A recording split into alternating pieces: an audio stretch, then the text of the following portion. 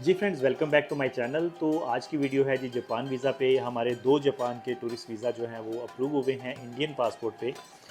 ये इनके वीज़ा की कॉपीज़ हैं, ठीक है जी। तो ये स्टिकर वीज़ा हैं दोनों। और जापान का वीज़ा जो होता है ये आपको पता है कि ये 3 महीने तक वैलिड होता है और विद इन 3 मंथ आप कभी भी ट्रैवल कर सकते हैं और आपको 15 डेज़ वहाँ स्टे कर सकते हैं। और ये सिंगल एंट्री वीज़ा होता है, स्पेशली जब आप फर्स्ट टाइम अप्लाई करते हैं, ठीक है जी। जापान का वीज़ा का तरीकाकार आजकल ऐसा है कि आपको पहले वीएफएस से अपॉइंटमेंट लेनी है। पहले क्या होता था कि डायरेक्ट एम्बेसी से या कौंसलेट से आपको अपॉइंटमेंट लेनी थी। अब आपको दुबई में या अबू धाबी में डायरेक्ट जो है वीएफएस के थ्रू अपॉइंटमेंट लेनी है।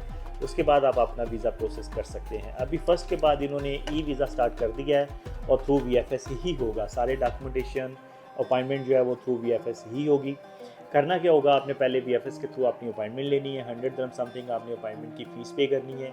पाकिस्तानी बांग्लादेशी इसको वीज़ा की फ़ीस नहीं पे करनी, बट इंडियन को 20 दिरहम जो है वीज़ा की फ़ीस भी पे करनी है जब आपने अपॉइंटमेंट लेनी। तो बेसिकली 120 आप पे करके अपॉइंटमेंट भी ले सकते हैं और वैसे की फ़ीस भी साथ में पे कर सकते हैं। इसके बाद जी क्या करना होगा, डॉक्यूमेंट्स में जो है जो मज़ीद डॉक्यूमेंट्स आपको लेके जाने हैं वहाँ पे, एक तो वीज़ा एप्लीकेशन फॉर्म है जो आपने रेडी करना है, ठीक है जी। इसके साथ आपका hotel booking, ticket, travel insurance की एक्चुअल में रिक्वायरमेंट नहीं है, बट आप लगा लें तो बहुत अच्छी बात है। कवरिंग लेटर लगाएं, ट्रैवल आइटनरी लगाएं, ठीक है जी। आपने कहाँ कहाँ जाना है वो सारी लोकेशंस प्रॉपर बताएं कि आपने ये लोकेशंस को विज़िट करना है।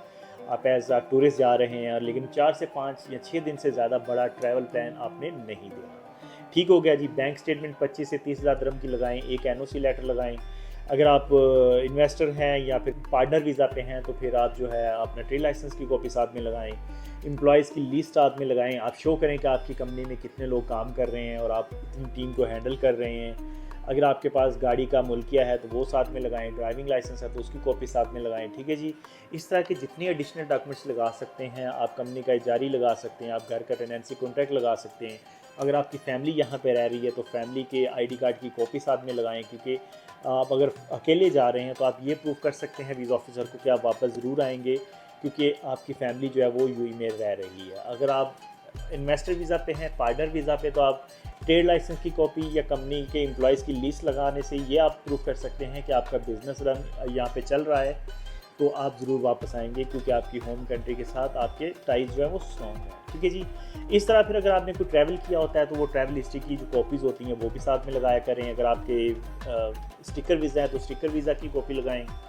या अगर आपने वीज़ा ऑन अराइवल कंट्रीज़ में विज़िट किया होता है, जैसे कि अज़रबैजान, जॉर्जिया, तो उनकी सिर्फ स्टैंप लगती है, तो वो स्टैंप्स की कॉपी भी आप साथ में लगा सकते हैं, ठीक है दोस्तों। तो इस तरह करके जापान का वीज़ा जो है ये आप खुद भी अप्लाई कर सकते हैं। छोटी सी एक फ़ीस होती है जो बेसिकली 100 दिरहम आपने पे करना है अपॉइंटमेंट के लिए, तो ये वीज़ा आप अप्लाई कर सकते हैं। डॉक्यूमेंटेशन अगेन मैं आपको बता दूं, passport, Emirates ID, visa page, NOC letter, last 3 month की बैंक स्टेटमेंट, एक फ़ोटो चाहिए होती है पासपोर्ट साइज़ की, और कवरिंग लेटर, ट्रैवल आइटनरी चाहिए, ठीक है। ये सब चीज़ें हैं सारे। बाकी आपके एडिशनल डॉक्यूमेंट जितने आप लगाना चाहें लगा सकते हैं। तो ये सारे डॉक्यूमेंट्स आप आपने अपलोड नहीं करने। अब क्या है कि ये सारे डॉक्यूमेंट्स लेके आपने वीएफएस जाना है, वहाँ आपकी जो अपॉइंटमेंट की डेट है वहाँ आपके ओरिजिनल पासपोर्ट के साथ ये सबमिट कर देना है। विद इन 15 डेज़ आपका जो पासपोर्ट है वो वापस थ्रू कोरियर आपके ऑफिस में या आपके घर पे आ जाएगा।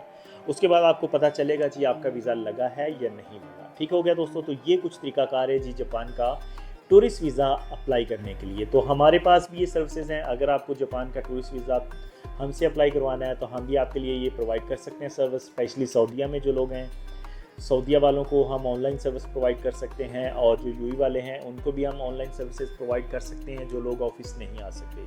अगर आप ऑफिस आ सकते हैं तो मोस्ट वेलकम। अच्छा, इसके बाद एक और सर्विस हम आपको दे सकते हैं। अगर आप चाहते हैं कि आपको जो पेमेंट है वीज़ा की वो वीज़ा आने के बाद पे करें, तो हम आपको ये सर्विस भी प्रोवाइड कर सकते हैं कि आप जो भी पेमेंट है वो सारी जो भी हम डिसाइड कर लेंगे, आप वीज़ा आने के बाद पे कर सकते हैं। ठीक हो गया जी। तो ये कुछ तरीकाकार है, ये कुछ डॉक्यूमेंटेशन है जापान का टूरिस्ट वीज़ा अप्लाई करने के लिए।